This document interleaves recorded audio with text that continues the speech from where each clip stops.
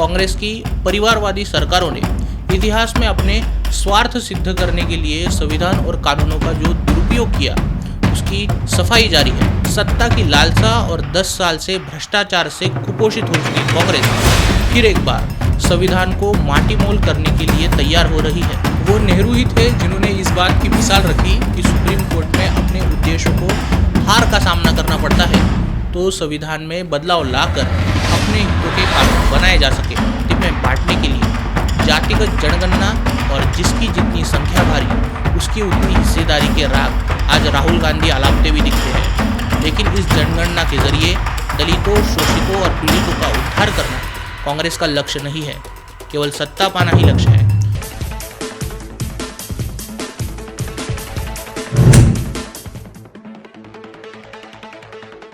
नमस्कार, न्यूज़ डंका के बात पते की में आपका स्वागत है।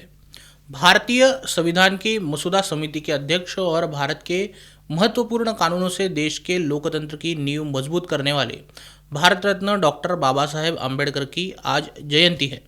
ये दिन आज सभी भारतीयों के लिए, खासकर दलित समुदाय के लिए दिवाली के समान है।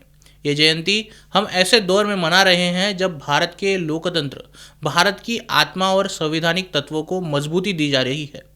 कांग्रेस की परिवारवादी सरकारों ने इतिहास में अपने स्वार्थ सिद्ध करने के लिए संविधान और कानूनों का जो दुरुपयोग किया उसकी सफाई जारी है। साथ ही डॉक्टर अंबेडकर के सपनों के एक अखंडित राष्ट्र के लिए अनेकों योजनाएं और कार्यक्रम शुरू किए गए हैं। पुरानी गलतियों को, दोषों को साफ किया जा रहा है, लेकिन देश एक तरफ दोषों को मिटाने में लगा है तो दूसरी तरफ सत्ता की लालसा और 10 साल से भ्रष्टाचार से कुपोषित हो चुकी कांग्रेस फिर एक बार संविधान को माटीमोल करने के लिए तैयार हो रही है। कांग्रेस जब सत्ता में थी, फिर चाहे पंडित जवाहरलाल नेहरू की सत्ता हो, इंदिरा गांधी की सत्ता हो या राजीव गांधी और यूपीए की सत्ता हो, कांग्रेस ने संवैधानिक प्रावधानों और संविधान के लचीलेपन का दुरुपयोग कर संविधान में ऐसे बदलाव किए जो केवल उनके और उनकी पार्टी के हित के थे। अर्थात मुसलमानों का तुष्टीकरण इसमें सबसे बड़ा मुद्दा है, क्योंकि मुस्लिम लीग के बाद नई मुस्लिम लीग के तौर पर जब कांग्रेस उभरी तो इस मुकाम तक पहुंचने के लिए उन्होंने ऐसे दसियों पापड़ बेले। जवाहरलाल नेहरू सरकार की बात करें तो इसी सरकार ने संविधान में पहला संशोधन पेश किया, जिसमें कई प्रावधानों को संशोधित किया गया। खास तौर पर अनुच्छेद 19 के सबसेक्शन 1A, इस प्रावधान के जरिए भाषण और अभिव्यक्ति की स्वतंत्रता पर प्रतिबंध लाए गए। कारण दिया गया सार्वजनिक व्यवस्था, देश की सुरक्षा और अपराधों पर अंकुश लगाने के लिए लाया गया ये संशोधन। लेकिन इस संशोधन को पास करने के लिए जवाहरलाल नेहरू ने अनुच्छेद 392 का दुरुपयोग किया। वो नेहरू सरकार का मनमानी व्यवहार ही था जिसने डॉक्टर अंबेडकर को उनके कानून मंत्री के तौर पर इस्तीफा देने के लिए मजबूर किया। वो नेहरू ही थे जिन्होंने इस बात की मिसाल रखी कि सुप्रीम कोर्ट में अपने उद्देश्यों को हार का सामना करना पड़ता है तो संविधान में बदलाव लाकर अपने हितों के कानून बनाए जा सके। और चाचा नेहरू की इसी मिसाल को आगे कायम करते हुए राजीव गांधी ने शाहबानो केस में मुंह की खाने के बाद मुस्लिम विमेन एक्ट लाया, जिसमें तमाम मुस्लिम महिलाओं को कोर्ट के जरिए तलाक, निर्वाह भत्ता जैसे हक और अधिकारों को खोया। जहां डॉक्टर अंबेडकर ने सभी भारतीयों के लिए बिना किसी लिंग और धर्म भेदभाव के अदालत से न्याय पाने का अधिकार दिया, वहां कांग्रेस सरकार मुस्लिम महिलाओं को ऐसे अंधेरे में धकेल रही थी जहां बचाने के लिए कानून के हाथ भी छोटे पड़ जाए। संविधान सभा में जब समाजवादी धर्मनिरपेक्ष राष्ट्र का मुद्दा उठा तो इन दो शब्दों को संविधान की प्रस्तावना में ना लाने का निर्णय भी डॉक्टर अंबेडकर का ही था। उन्होंने सभा पटल पर धर्मनिरपेक्ष और समाजवादी शब्दों का कड़ा विरोध किया।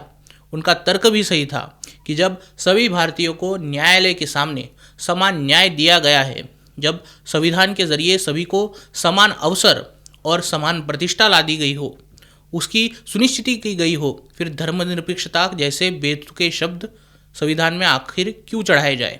डॉक्टर अंबेडकर का ये तर्क एकदम सटीक था। उन्हें इस बात का पता था कि कांग्रेस धर्मनिरपेक्षता शब्द के जरिए भारत के गैर मुसलमानों का, खासकर हिंदू समाज का दर्जा कम करवाना चाहती थी। संविधान के लागू होने के साथ ही डॉक्टर अंबेडकर ने इस बात को कहा था कि ये संविधान तब तक मजबूत है जब तक सत्ता में कोई तानाशाह न आकर इसे बर्बादी की दिशा में न ले जाए। 1975 में भारत ने वो बर्बादी भी देखी जब इंदिरा गांधी ने महज अपनी सदस्यता और साम्राज्य को बचाने के लिए संविधान का दुरुपयोग किया। अपने तानाशाही मंसूबों को पूरा करने के लिए संविधान की प्रस्तावना में धर्मनिरपेक्ष और समाजवादी इन दो शब्दों को सम्मिलित किया। नागरिकों पर अंकुश रखने के लिए संविधान में कर्तव्यों के एक पूरे चैप्टर को लिखा गया, जबकि गो हत्या बंदी और समान नागरिक संहिता जैसे महत्वपूर्ण कानूनों को हमेशा टाला गया। हिंदू, बौद्ध, जैन कभी अपने कब्जाए मंदिरों को वापस ना पा सके, इसीलिए प्लेसेस ऑफ वर्शिप एक्ट भी कांग्रेस सरकार की ही देन है। आज सबसे ज़्यादा हो हल्ला अगर किसी बात पर कट रहा है तो वक्फ संशोधन विधेयक पर कट रहा है। मूलतः भारत दुनिया का एकमात्र गैर इस्लामी देश है जहां वक्फ की आत्मघाती व्यवस्था है। यूपीए की सरकार ने जब जब मौका मिला तब तब मुस्लिम तुष्टीकरण के लिए वक्फ कानून में संशोधन किया और इन बोर्ड्स को निरंकुश बनाया। हद तो तब हुई जब यूपीए सरकार ने वक्फ कानून में संशोधन कर वक्फ के दावों पर कोर्ट में जाने से रोकने वाले, जिस जमीन पर हाथ रखे वो हड़पने की सुविधा वाले प्रावधान किए। इन्हीं कानूनों की बदौलत वक्फ बोर्ड्स के पास आज 4 लाख एकड़ की ऐसी जमीन कब्जाई हुई है जिसके कागज उनके पास नहीं है। अर्थात हिंदू अपने मंदिर वापस नहीं पा सकेगा, लेकिन हिंदुओं के मंदिर पर वक्फ बोर्ड जब चाहे कब्जा कर सकते हैं। आज जब 370-35 हटाया जाता है, वक्फ कानून पर संशोधन पारित होता है, गो हत्या बंदी लगाई जाती है, यूसीसी की बात की जाती है, तब कांग्रेसियों के तन बदन में जलन होने लगती है। कांग्रेस नेता सत्ता में वापस आने के बाद फिर एक बार 370 लागू करने की बात करते हैं। रशीद अलवी से लेकर इमरान मसूद तक सत्ता मिलने के 60 मिनट के भीतर ही वक्फ के कानून को हटाने की बात करते हैं। अर्थात आज के दौर में मुस्लिम लीग बन चुकी कांग्रेस इस बार सत्ता में आकर मुस्लिम तुष्टीकरण के लिए सारी हदें पार करने वाली है। इसका उदाहरण आप कर्नाटक की कांग्रेस सरकार से ले सकते हैं, जहां मुसलमान ठेकेदारों को अभी ठेकों में 4% का आरक्षण दिया गया है और ऐसा करने के लिए मौका मिलते ही संविधान में बदलाव लाने के लिए कांग्रेस तैयार है। ये बात भी कर्नाटक कांग्रेस के नेता DK शिवकुमार बोल चुके हैं। कुल मिलाकर डॉक्टर बाबा साहेब अम्बेडकर के बनाए संविधान को किसी से खतरा है तो कांग्रेस के सत्ता में आने से है। हालांकि हिंदुओं को जातियों में बांटकर मुस्लिम तुष्टीकरण के जरिए वोट बैंक पर हाथ साफ करने से ही कांग्रेस सत्ता में वापस लौट पाएगी। हिंदुओं को जाति में बांटने के लिए जातिगत जनगणना और जिसकी जितनी संख्या भारी उसकी उतनी हिस्सेदारी के राग आज राहुल गांधी आलापते भी दिखते हैं।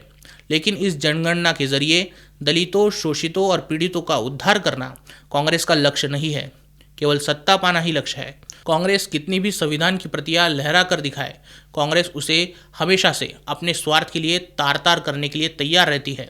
मौका मिलते ही ऐसा करेगी भी। खैर, आज के लिए बस इतना ही। वीडियो अगर अच्छा लगा हो तो इसे लाइक कीजिए, वीडियो को अपने दोस्तों के साथ शेयर कीजिए और न्यूज़ डंका हिंदी को सब्सक्राइब कीजिए। मिलते हैं अगले वीडियो में नए मुद्दे के साथ। तब तक नमस्कार।